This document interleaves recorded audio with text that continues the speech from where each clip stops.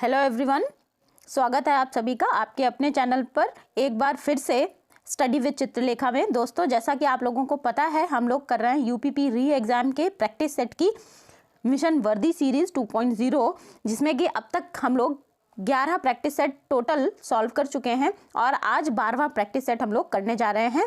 Class को शुरू करने से पहले मेरे प्यारे दोस्तों, मैं आप लोगों से कहना चाहूँगी, अगर आप लोग मेरे चैनल पर पहली बार आए हो और चैनल को सब्सक्राइब नहीं किया है तो चैनल को सब्सक्राइब कर लीजिएगा और बेल आइकन प्रेस कर दीजिएगा, जिससे कि आने वाले सभी नोटिफिकेशंस की जानकारी आपके पास सबसे पहले पहुंच जाएगी। और अगर मेरा वीडियो पसंद आएगा तो इसको शेयर कर दीजिएगा अपने दोस्तों के साथ, अपने स्टडी ग्रुप्स में, और इसको लाइक भी करिएगा। कमेंट सेक्शन में कमेंट करके मुझे ज़रूर बताइएगा कि आज का वीडियो आपको कैसा लगा। आज की क्लास में हम लोग टारगेट करने वाले हैं हिस्ट्री के क्वेश्चन, एंशिएंट हिस्ट्री के कुछ क्वेश्चंस को लेंगे, मॉडर्न और मिडिवल हिस्ट्री के क्वेश्चंस को लेंगे, करंट अफेयर्स डाला है मैंने आज की क्लास में, साथ ही साथ आप लोगों को ज्योग्राफी और पॉलिटी के क्वेश्चंस भी देखने को मिलेंगे। तो आज की क्लास में आप लोगों को जीएस का फुल फ्लेज पेपर आपको मिलने वाला है। ज़्यादातर क्वेश्चन मैंने लास्ट में रखे हैं करंट अफेयर के, एक साथ करंट अफेयर आपको देखने को मिलेगा, ठीक है।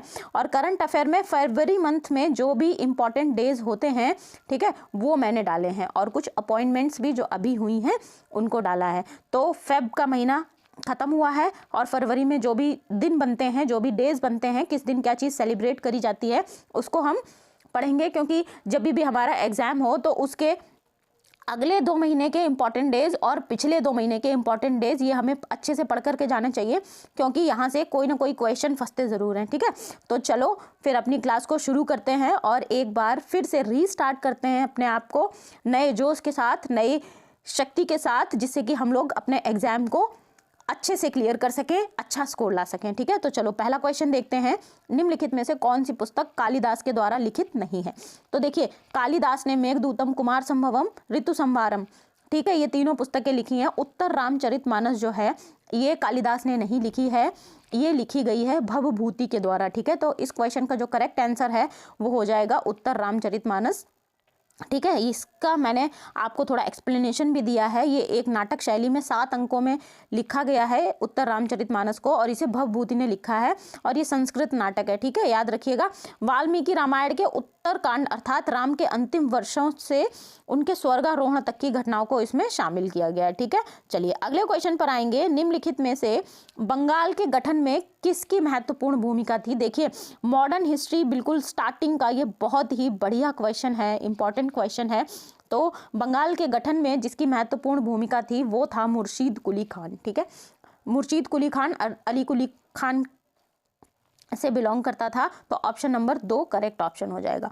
अगले क्वेश्चन पर आते हैं। चक्रवर्ती राजगोपालाचारी ने निम्नलिखित में से किस राज्य में नमक सत्याग्रह का नेतृत्व किया था। तो जब महात्मा गांधी ने दांडी मार्च शुरू किया था और नमक सत्याग्रह उन्होंने किया था, तब चक्रवर्ती राजगोपालाचारी जो हैं उन्होंने तमिलनाडु में इसका नेतृत्व किया था। सत्याग्रह में का नमक सत्याग्रह का नेतृत्व कहाँ पर किया था? तमिलनाडु में किया था। अगले क्वेश्चन पर आएंगे, और ये कुछ फैक्ट हैं जो मैंने यहाँ पर दे रखे हैं, ये आप लोग वीडियो पॉज करके देख लीजिएगा, ठीक है। चलिए अगले क्वेश्चन पर आते हैं। 1708 में गुरु गोविंद सिंह की मृत्यु के बाद खालसा के नेतृत्व में मुगल सत्ता के खिलाफ किसने विद्रोह किया था। या फिर इस क्वेश्चन को यूं भी कह सकते हैं कि 1708 में गुरु गोविंद सिंह की मृत्यु के बाद खालसा का नेतृत्व किसने संभाला था, ठीक है। तो बंदा बहादुर जो हैं इन्होंने सिख खालसा का नेतृत्व संभाला था, तो ऑप्शन नंबर 3 करेक्ट ऑप्शन हो जाएगा, ठीक है। अगले क्वेश्चन पर आते हैं। बौद्ध धर्म में त्रिरत्न क्या है। देखिए, बौद्ध धर्म हम लोग बहुत ही विस्तार से पढ़ चुके हैं। अगर आप लोगों ने अभी तक बौद्ध धर्म का वीडियो देखा नहीं है तो आप लोग देख लीजिएगा, लिंक आपको मिल जाएगा डिस्क्रिप्शन बॉक्स में, ठीक है। बौद्ध धर्म की बहुत ही डिस्क्रिप्टिव और बढ़िया क्लास है वो। अगर आप लोग ये क्लास कर लेते हो, फिर आप लोगों को बौद्ध धर्म से जुड़ा हुआ कोई डाउट नहीं बचेगा। एक ही क्लास में आपको सारी चीज़ें क्लियर हो जाएंगी, ठीक। तो यहाँ पर त्रिरत्न का अर्थ हो जाएगा बुद्ध, धम्म और संघ, ठीक है। धम्म पाली भाषा में कहते हैं, वैसे धम्म का जो समानार्थी है वो धर्म है, ठीक। ऑप्शन नंबर 2 करेक्ट ऑप्शन होगा। नेक्स्ट क्वेश्चन पर आते हैं। किस किले का निर्माण काकतीय वंश ने करवाया था। तो गोलकुंडा का जो किला था उसका निर्माण काकतीय वंश ने करवाया था। ऑप्शन नंबर 4 करेक्ट ऑप्शन हो जाएगा, ठीक है। अगले क्वेश्चन को देखते हैं। ये 4 ऑप्शंस दे रखे हैं किस ग्रंथ को फारसी में रज्जनामा के रूप में अनुवादित किया गया है? तो देखिए महाभारत को रज्जनामा के रूप में अनुवादित किया गया है, ठीक है। ऑप्शन नंबर 3 करेक्ट ऑप्शन हो जाएगा। अगले क्वेश्चन पर आते हैं। गुप्त साम्राज्य के निम्नलिखित शासकों में से किसे महाराजा धीराज के रूप में वर्णित किया गया है? तो चंद्रगुप्त प्रथम जो हैं उनको महाराजा धीराज के रूप में वर्णित किया गया है। इन्होंने ही महाराजा धीराज की उपाधि धारण की थी। इन्हें विक्रमादित्य की उपाधि भी किसने धारण की थी? चंद्रगुप्त प्रथम ने धारण की थी, ये बात भी ध्यान रखिएगा। अगले क्वेश्चन पर आते हैं।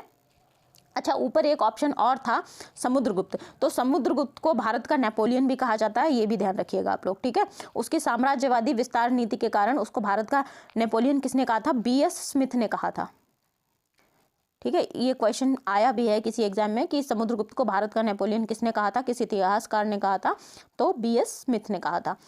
अगले क्वेश्चन को देखते हैं। निम्नलिखित में से कौन गुप्त काल के दौरान चिकित्सा पर अपने कार्यों के लिए जाने जाते हैं? तो देखिए गुप्त काल के दौरान चिकित्सा पर अपने कार्यों के लिए जिनको जाना जाता है उनको सुश्रुत वो हैं सुश्रुत। ये चंद्रगुप्त द्वितीय के दरबार में थे, तो इनका नाम ध्यान रखिएगा सुश्रुत। चरक भी थे, लेकिन चरक जो है कुषाण वंश के राजा थे, कनिष्क उनके दरबारी थे, तो ये इनसे पहले थे, ठीक है। इनके बारे में मैंने नीचे कुछ फैक्ट्स दे रखे हैं, उनको देखते हैं। अभी हम चरक की बात कर रहे हैं। चरक भारतीय चिकित्सा के जनक के रूप में जाने जाते हैं। आयुर्वेद में प्राचीन भारत में विकसित चिकित्सा और जीवन शैली की प्रणाली के प्रमुख योगदानकर्ताओं में से एक थे। कौन? चरक, ठीक है। चरक कुषाण वंश के राजा कनिष्क के शासनकाल में उनके दरबारी थे, ठीक है। और कनिष्क का शासन कहाँ कहाँ पर था? भारतीय उपमहाद्वीप के उत्तरी भाग, अफगानिस्तान और संभवतः कश्मीर के क्षेत्र में, उत्तर मध्य एशिया के क्षेत्रों पर शासन किया था किसने? कनिष्क ने। अब सुश्रुत की बात करें तो सुश्रुत भारत के सबसे प्रसिद्ध चिकित्सक और सर्जन है। ये गुप्त काल के दौरान चिकित्सा पर अपने कार्यों के लिए जाने जाते हैं और ये 5वीं शताब्दी के दौरान इन्होंने कार्य किया, लेकिन चिकित्सा और शल्य चिकित्सा दोनों में इनके कई सारे योगदान पश्चिमी दुनिया में इसी तरह की खोजकर्ताओं के पहले के थे, ठीक है। सुश्रुत संहिता इन्होंने लिखी थी, और सुश्रुत संहिता किसके द्वारा लिखी गई थी? सुश्रुत के द्वारा। और ये भी कहा जाता है कि गुप्त काल के दौरान इन्हें सबसे अच्छा सर्जन माना जाता था। सुश्रुत अपने अनुभवों का एक पूरा संग्रह नेत्र रोगों के लिए समर्पित करते हैं। गुप्त वंश ने 3री शताब्दी के मध्य में 543 ईस्वी तक शासन किया और श्री गुप्त के द्वारा स्थापना की गई थी किसकी? गुप्त वंश की। तो गुप्त वंश का संस्थापक कौन था? श्री गुप्त था, ठीक है। ये भी याद रखिएगा। अगला क्वेश्चन है एंशिएंट हिस्ट्री का। ऋग्वेद को कितने पुस्तकों या मंडल में विभाजित किया गया है? तो ऋग्वेद को 10 मंडलों में विभाजित किया गया है। ऑप्शन नंबर 4 करेक्ट ऑप्शन है। अगले क्वेश्चन पर आते हैं। भारत के विभाजन के समय भारतीय राष्ट्रीय कांग्रेस के अध्यक्ष कौन थे? मोस्ट इंपॉर्टेंट क्वेश्चन है ये मॉडर्न हिस्ट्री का। तो JB कृपलानी जो हैं, जब भारत का विभाजन हुआ था तब ये अध्यक्ष थे कांग्रेस के, ठीक है। ऑप्शन नंबर 3 करेक्ट ऑप्शन हो जाएगा। अगले क्वेश्चन पर आते हैं। रामकृष्ण मिशन किसके द्वारा स्थापित किया गया था? तो रामकृष्ण मिशन जो है स्वामी विवेकानंद के द्वारा स्थापित किया गया था। ऑप्शन नंबर 1 करेक्ट ऑप्शन हो जाएगा। और जो स्वामी विवेकानंद के गुरु थे वो कौन थे? स्वामी रामानंद। अगला क्वेश्चन है जैन धर्म का सबसे महत्वपूर्ण मौलिक सिद्धांत क्या है? तो अहिंसा। देखिए सत्य, अहिंसा और अस्तेय, ठीक है। सत्य, इसके 3 महत्वपूर्ण सिद्धांत हैं, या कहेंगे 3 महत्वपूर्ण व्रत हैं। चौथा महत्वपूर्ण व्रत किसने जोड़ा था? महावीर स्वामी ने जोड़ा था, ठीक है। सत्य, अहिंसा, अपरिग्रह, ये 4 महत्वपूर्ण अणुव्रत पहले ही थे। और महावीर स्वामी ने क्या जोड़ा था? ब्रह्मचर्य, ठीक है। ये बात भी याद रखिएगा। ब्रह्मचर्य किसके द्वारा जोड़ा गया था? महावीर स्वामी के द्वारा जोड़ा गया था। तो ऑप्शन नंबर 2 हो जाएगा इस क्वेश्चन का करेक्ट आंसर। बढ़ेंगे अगले क्वेश्चन पर। निम्नलिखित में से किसने गदर पार्टी की स्थापना की थी? तो लाला हरदयाल ने गदर पार्टी की स्थापना की थी। कहाँ पर की थी? सैन फ्रांसिस्को में की थी, ठीक है। यह भी याद रखिएगा, कभी कभी क्वेश्चन बनता है कि कहाँ पर की थी? तो सैन फ्रांसिस्को में की थी। अगले क्वेश्चन पर आएंगे। रैयतवाड़ी की व्यवस्था किसने लागू की थी? तो रैयतवाड़ी की जो व्यवस्था थी ये लागू की गई थी थॉमस मुनरो या टॉमस मुनरो के द्वारा। ऑप्शन नंबर 3 करेक्ट ऑप्शन हो जाएगा। कहाँ पर की गई थी? दक्षिण भारत में मद्रास प्रेसिडेंसी जो थी वहां पर की गई थी, ठीक है। अगले क्वेश्चन पर चलेंगे। देखिए इसके कुछ मैंने चीजें दे रखी है जो इंपॉर्टेंट फैक्ट बनते हैं, ये आप लोग वीडियो को पॉज करके देख लीजिएगा, ठीक है। चलिए अगले क्वेश्चन पर आते हैं। निम्नलिखित में से कौन सा विदेशी यात्री मोरक्को का था और उसने रहेला लिखी थी? तो देखिए रहेला लिखी थी इब्न बतूता ने, और ये मोरक्को का विदेशी यात्री था, ठीक है। और रहेला क्या है, ये इब्न बतूता का यात्रा वृत्तांत है, ये बात भी आप लोग ध्यान रखिएगा, यात्रा वृत्तांत है इब्न बतूता का। नेक्स्ट क्वेश्चन पर आते हैं, प्रथम एंग्लो सिख युद्ध निम्नलिखित में से किस वर्ष में हुआ था? तो प्रथम एंग्लो सिख युद्ध जो है 1845 से 46 के बीच में हुआ था। ऑप्शन नंबर 2 करेक्ट ऑप्शन हो जाएगा। अगले क्वेश्चन पर आते हैं, ब्रिटिश संसद के सदस्य के रूप में पहला भारतीय कौन चुना गया था? तो दादा भाई नौरोजी जो हैं, जिन्हें ओल्ड मैन कहा जाता है इंडिया का, इन्हें ब्रिटिश संसद के सदस्य के रूप में चुना गया था, दादा भाई नौरोजी को। ठीक है, ऑप्शन नंबर 2 करेक्ट ऑप्शन हो जाएगा। अगले क्वेश्चन पर आते हैं, बाल गंगाधर तिलक द्वारा मराठी भाषा में किस दैनिक समाचार पत्र की शुरुआत की गई थी? तो देखिए 2 समाचार पत्र बाल गंगाधर तिलक के द्वारा चलाए गए थे, एक था केसरी, दूसरा था मराठा। केसरी जो था वो मराठी भाषा में पब्लिश होता था। ठीक है, तो इस क्वेश्चन का जो करेंट आंसर है वो करेक्ट आंसर हो जाएगा केसरी, और मराठा हिंदी साप्ताहिक था। ठीक है, ये बात भी आप लोग ध्यान रखिएगा, हिंदी साप्ताहिक था कौन? मराठा।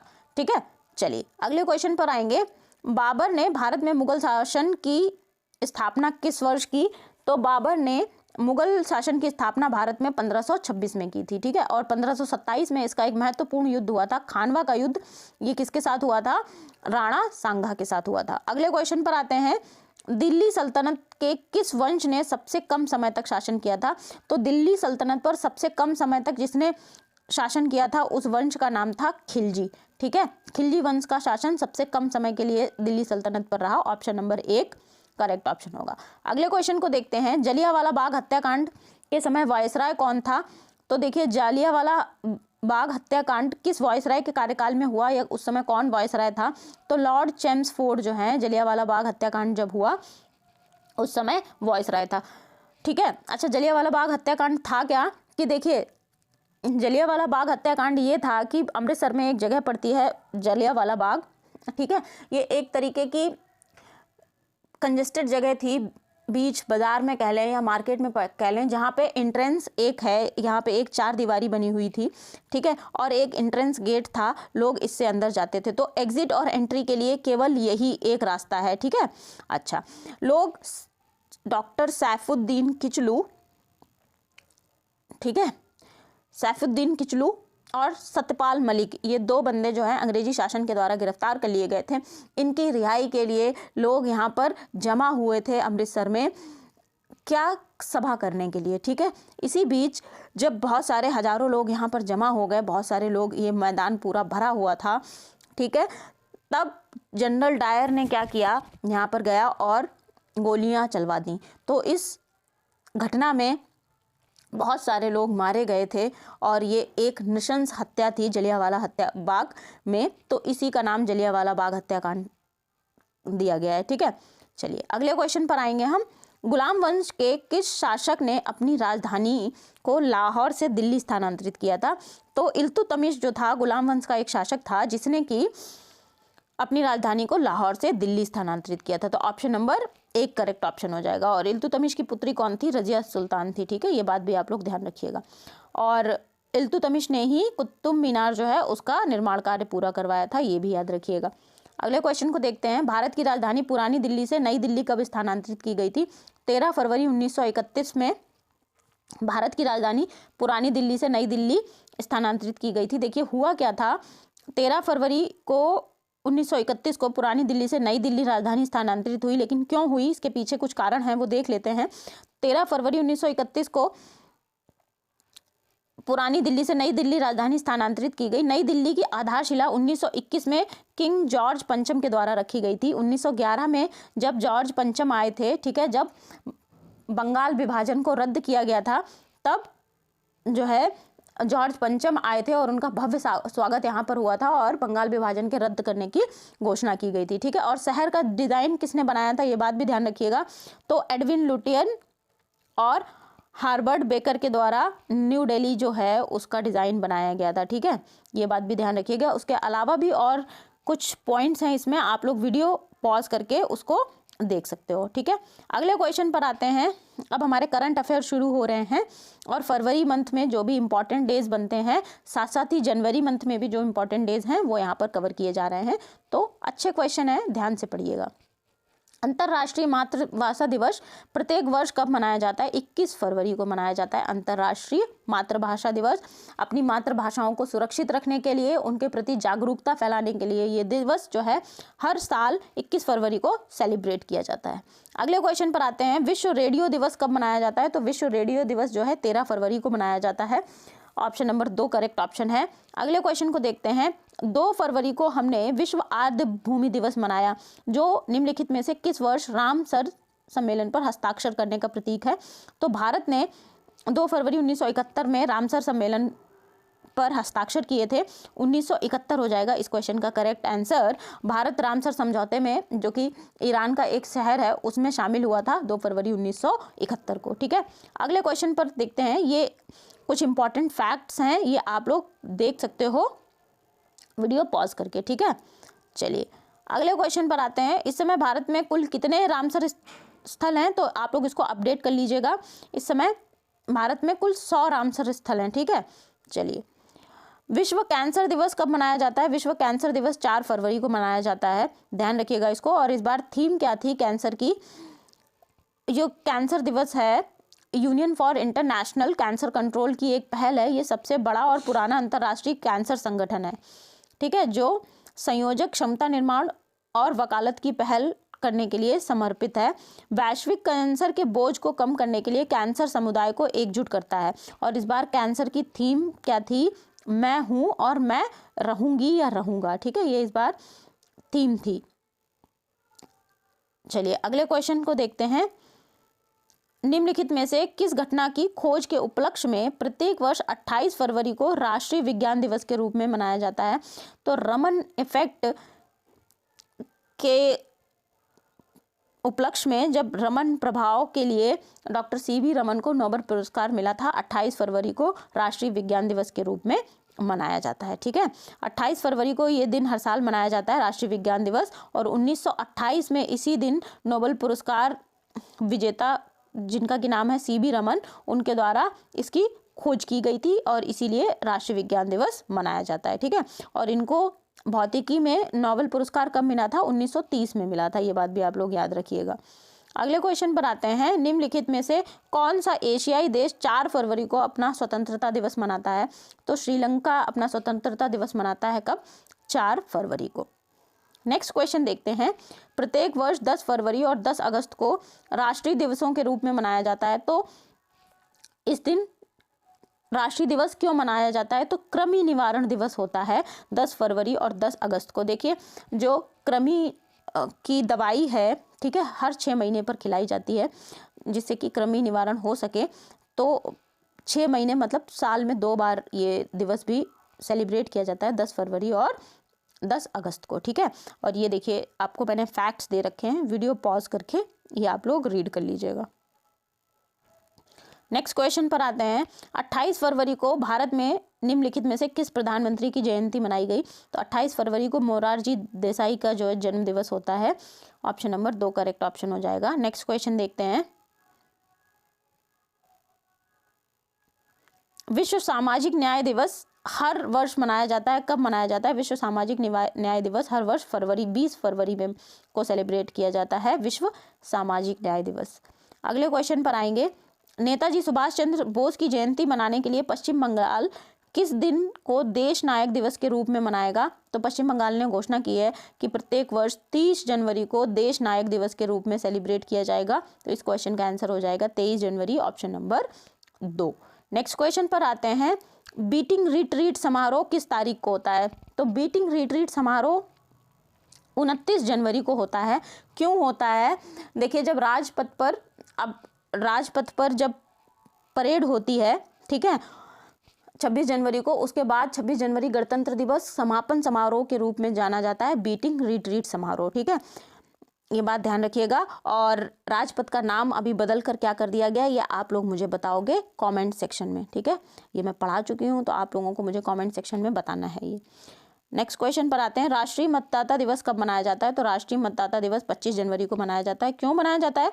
क्योंकि इस दिन जो भारत निर्वाचन आयोग है उसकी स्थापना हुई थी। विश्व ब्रेल दिवस कब मनाया जाता है? विश्व ब्रेल दिवस आपका 4 जनवरी को सेलिब्रेट किया जाता है। जो लुई ब्रेल थे, जिन्होंने ब्रेल लिपि का आविष्कार किया था, उनका जन्म दिवस होता है 4 जनवरी को।